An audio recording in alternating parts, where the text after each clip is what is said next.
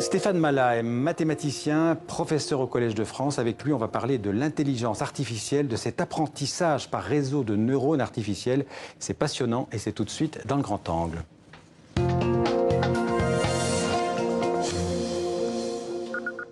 Bonjour Stéphane Mala. Bonjour. Merci d'être avec nous, ravi de vous accueillir dans le 64 minutes. Alors, TV5 Monde est partenaire du Collège de France et avec vous, on va parler de l'intelligence artificielle, cette technique qui va changer ou qui est déjà en train de changer nos vies. Alors, je vous présente d'abord en deux mots. Vous avez fait de brillantes études en France et aux États-Unis. Vous avez vécu à peu près 10 ans, je crois, enseigné à l'Université de New York, puis retour en France où vous avez enseigné à Polytechnique, la grande école d'ingénieurs. Ensuite, vous avez cofondé une entreprise, une start-up spécialisée dans le traitement des images. Vous êtes aujourd'hui l'un des meilleurs spécialistes français des algorithmes d'apprentissage et vous êtes donc depuis l'an dernier professeur au Collège de France, le top de l'enseignement et de la recherche en France, fondé par François Ier en 1530. Au Collège de France, vous êtes titulaire de la chaire Sciences des données. Vous donnez cours, il faut le préciser, des leçons en fait tous les mercredis matins de 9h30 à 11h. C'est ouvert à tout le monde, à tous les âges, avec ou sans diplôme et c'est gratuit. C'est dans le 5e arrondissement de Paris. Vous allez avoir du monde la semaine prochaine. Alors, pour rentrer dans le vif du sujet, quelle serait, Stéphane Mala, votre définition de l'intelligence artificielle ?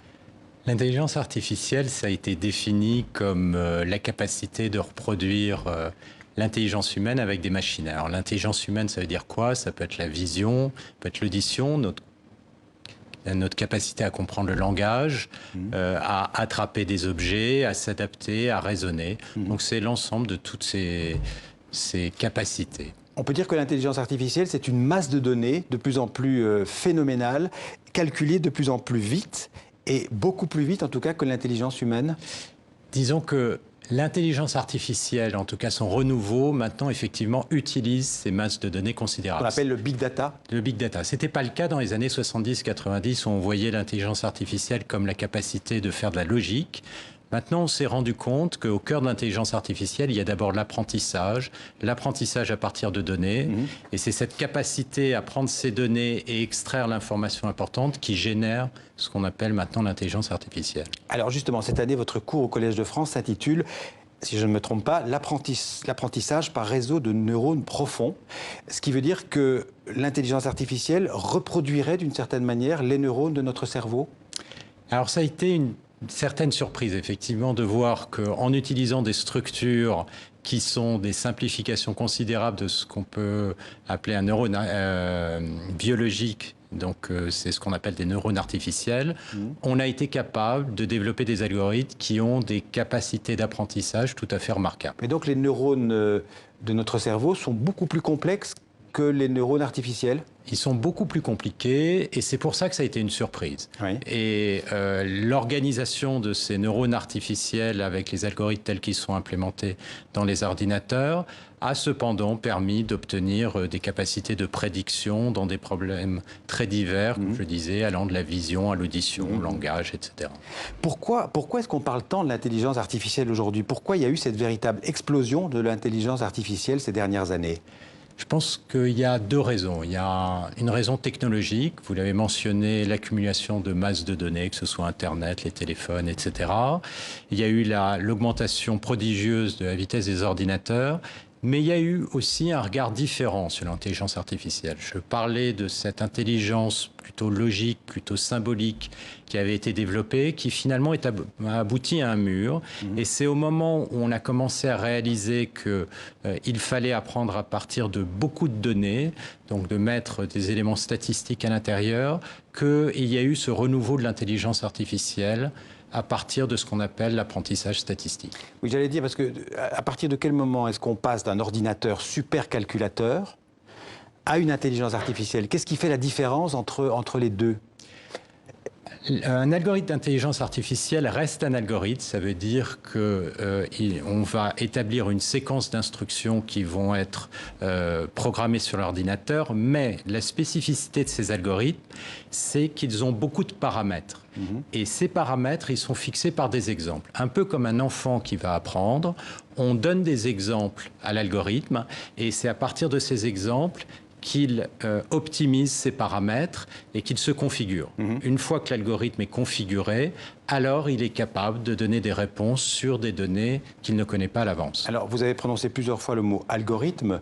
L'an dernier, votre cours portait sur les algorithmes d'apprentissage. Comment est-ce qu'on pourrait définir simplement un algorithme? C'est quoi un algorithme? Un algorithme, c'est une succession d'instructions qui permet d'obtenir le résultat que l'on cherche à obtenir. Ça peut être par exemple d'additionner deux nombres, multiplier deux nombres ou faire des choses beaucoup plus compliquées comme reconnaître une image.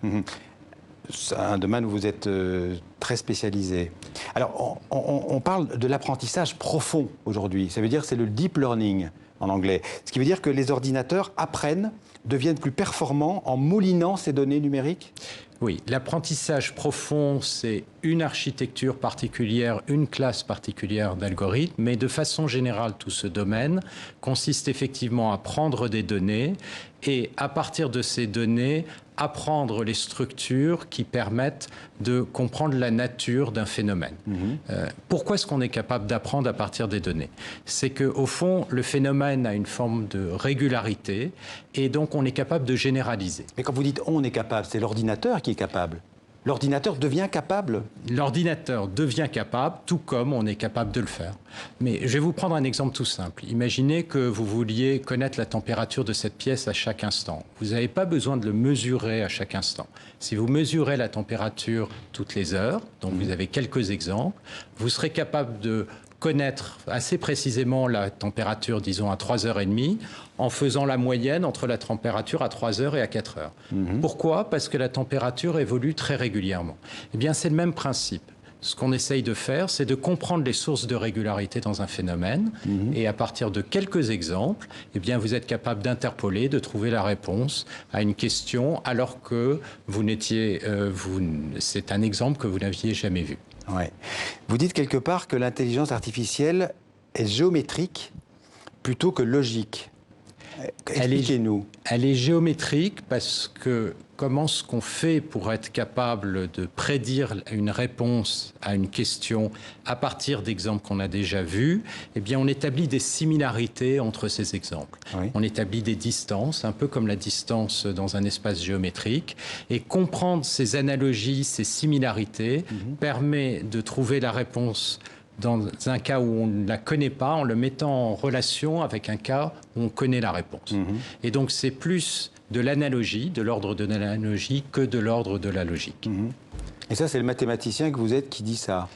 C'est pour ça aussi que ça met en jeu des branches très nombreuses des mathématiques. C'est qu'on voit apparaître évidemment la géométrie, les probabilités, les statistiques, puisqu'on a des données et il faut prédire les résultats avec une certaine confiance, mais d'autres branches comme celle de l'analyse, de la géométrie.